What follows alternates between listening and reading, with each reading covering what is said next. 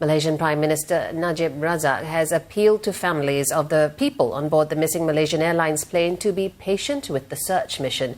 Speaking in Parliament, Mr. Najib addressed criticism that Malaysia declared MH370 lost at sea even before any wreckage was found. He says his government is just trying to pass on information as promptly as it can. Kita tidak ada niat sama sekali untuk menghalang ataupun menutup sebarang maklumat daripada disampaikan kepada keluarga-keluarga mangsa ataupun pada pengetahuan umum. Berkali-kali kita telah menyatakan bahawa insiden ataupun kes ini adalah unprecedented dengan izin Tuan Yang Ketua dalam sejarah penerbangan ataupun aviation history. Malaysia has called off the search in the northern corridor after last night's conclusion based on satellite data that MH370 ended its flight in the southern Indian Ocean. All search efforts are now focused in the southern part of the southern corridor, in an area covering some 469,407 square nautical miles. And this is as against 2.24 million square nautical miles, which was announced on 18th of March. Malaysia's acting transport minister also says there is evidence of a partial handshake from the plane to a satellite ground station at 8:19 a.m. on March the 8th. And that's nearly 7 hours after it took off from Kuala Lumpur 18 days ago. But he says this needs further study.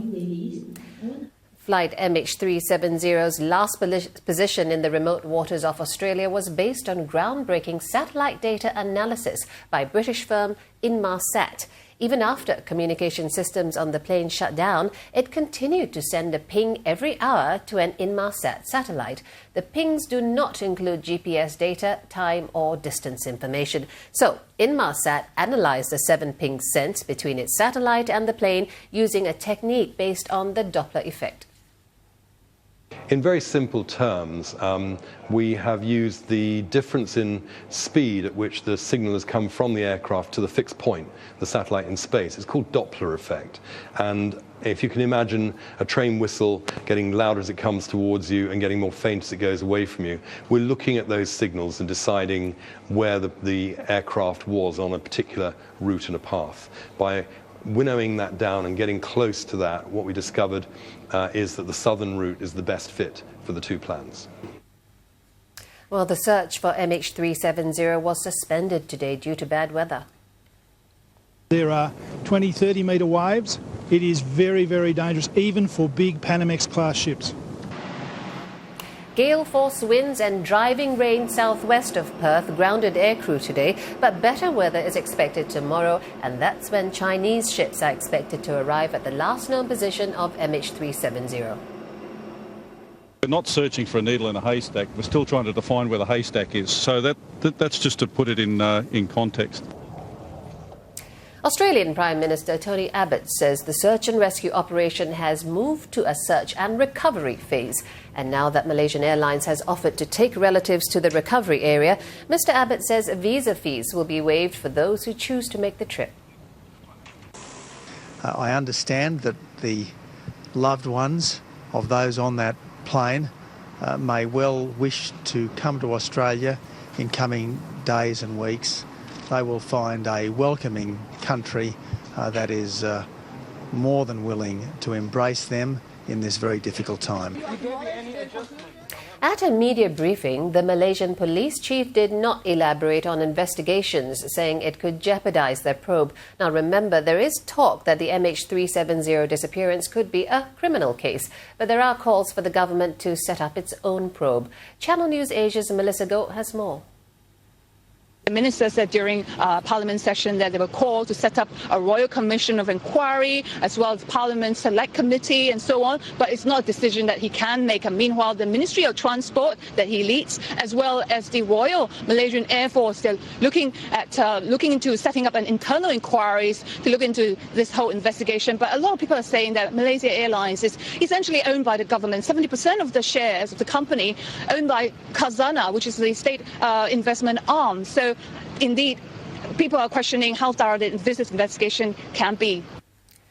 Well, 2/3 of the people on board the plane were from China. Distraught relatives of MH370 passengers swarmed the Malaysian embassy in Beijing today, calling the Malaysian government murderers.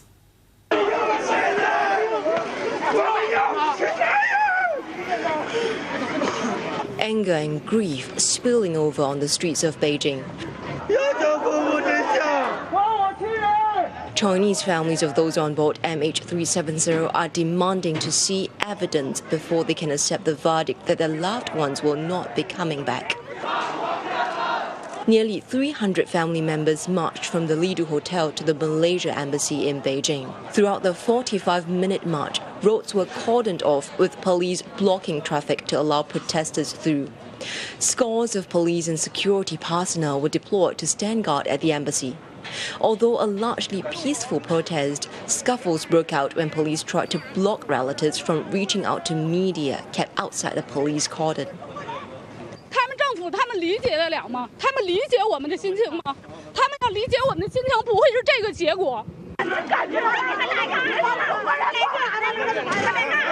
About 20 to 30 protesters threw water bottles at the Malaysian embassy, demanding to meet the ambassador. The relatives stayed outside the Malaysia embassy here for about 2 hours before they were sent back to Lido Hotel on 6 buses. So this looks like a very organized protest indeed. And such protests are rare in China because the government usually disallows them. The Malaysian ambassador to Beijing later met relatives at Lido Hotel, but that could not quell their anger. Families are now demanding that the Malaysian Prime Minister come to Beijing to give them explanations. Christine Lim, Channel News Asia, Beijing. Malaysia Airlines today emphasized that it remains focused on supporting the relatives of those on board MH370.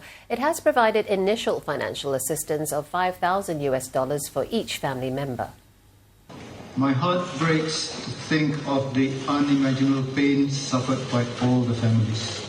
Everyone in Malaysia Airlines family is praying for the 239 souls on MH370 and for their loved ones on this dark day. MAS also clarified its decision to inform some families by text message that they assume beyond any reasonable doubt that the plane went down. Its CEO says their sole motivation was to make sure relatives knew before the world did. Wherever humanly possible, we did so in person with the families or by telephone, using SMS as the last resort